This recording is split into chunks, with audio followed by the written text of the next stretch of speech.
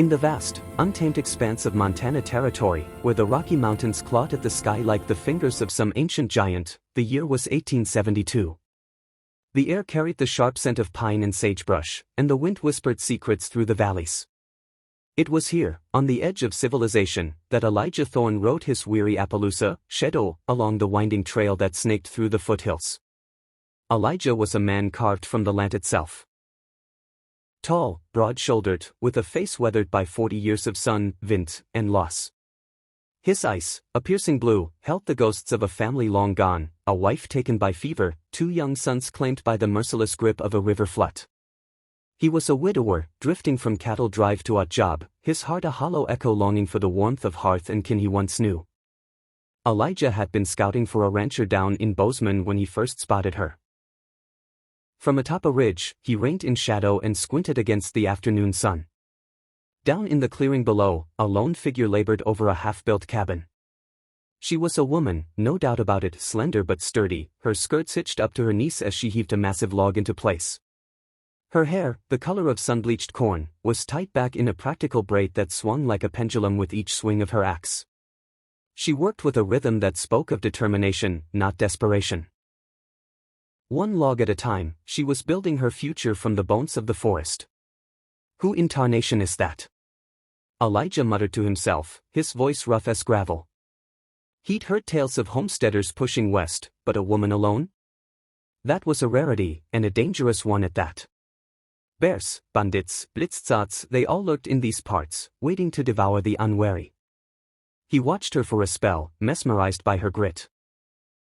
She paused only to wipe sweat from her brow, her green eyes scanning the horizon as if daring the world to challenge her claim. Her name was Clara Beaumont, though Elijah wouldn't learn that until later. She'd come from St. Louis, fleeing a life of stifling propriety after her fiancé jilted her for a saloon girl. With nothing but a wagon, a team of mules, and a homestead claim granted under the new act, she'd staked her plot on this fertile valley. I'll build it myself, she'd vowed to the empty prairie. No man will own me or my land. But the work was backbreaking. Her hands blistered and calloused, her muscles screamed in protest, yet each log stacked was a victory against the doubt that nipped at her heels. Days turned into weeks, and Elijah found himself drawn back to that ridge.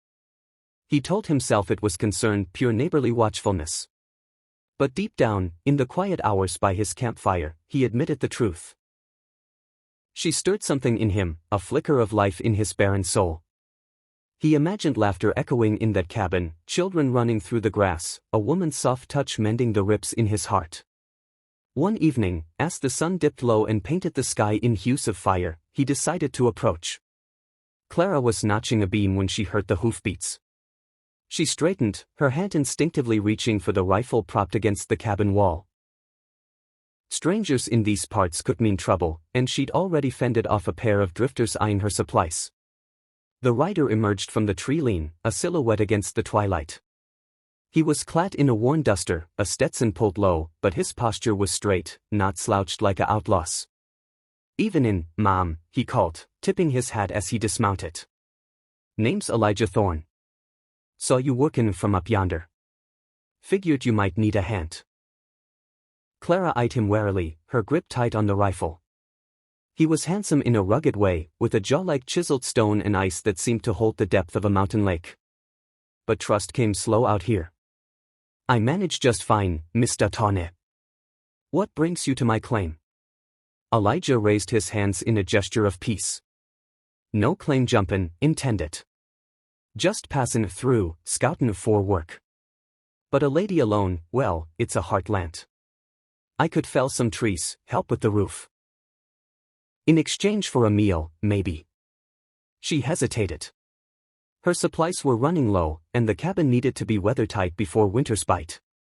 "One day," she conceded. "But you try anything funny, and I'll put a bullet between those blue eyes of yours." A grin cracked his stoic face. "Fair enough, Mom." The next morning, Elijah arrived at dawn, his sleeves rolled up and axe in hand. They worked side by side, the silence broken only by the thud of tools and the occasional grunt of effort.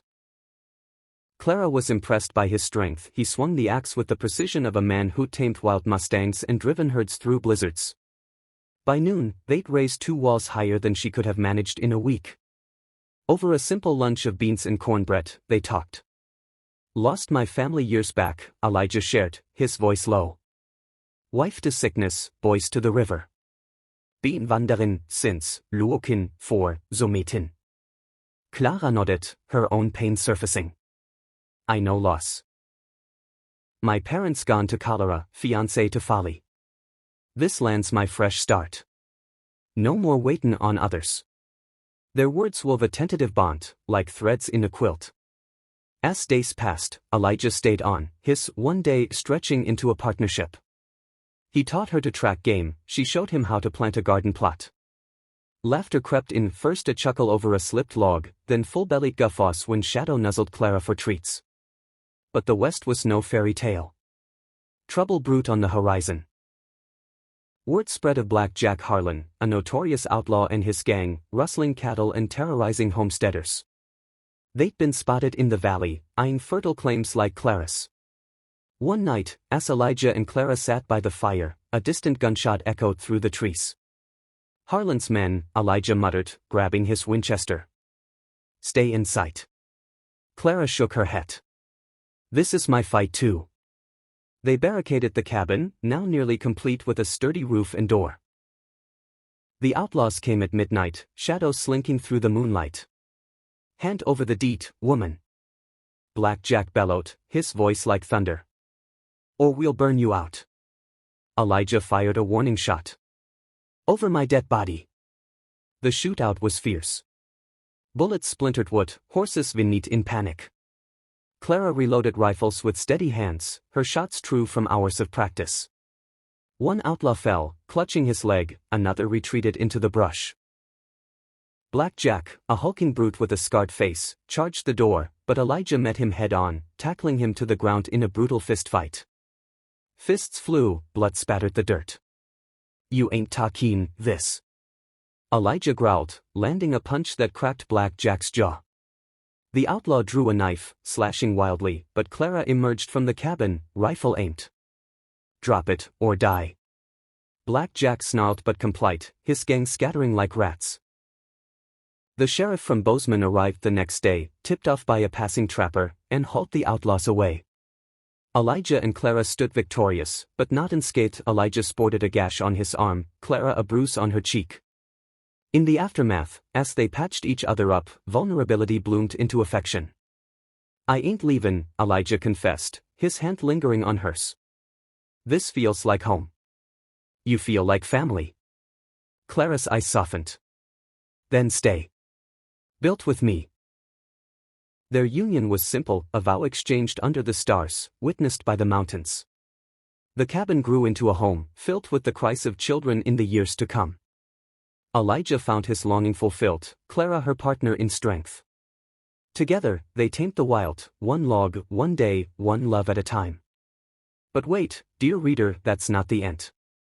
The West held more twists than a coiled rattler. 2 years on, with a babe on the way, whispers reached them of Black Jack's escape from prison.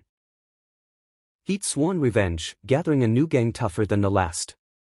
Elijah fortified the homestead, teaching Clara advanced marksmanship and setting traps in the woods. One stormy autumn night, the attack came. Rain lashed the cabin like whips, thunder masking the approach. Black Jack's men surrounded them, torches flickering in the downpour. Tane! Beaumont! Your time's up. Elijah and Clara fought like lions. He picked off assailants from the window, she guarded the door. But numbers overwhelmed, a bullet grazed Elijah's shoulder, forcing him back. Clara, fierce as ever, stepped into the fray, her shotgun booming. In the chaos, Black Jack slipped in sight, grabbing Clara from behind.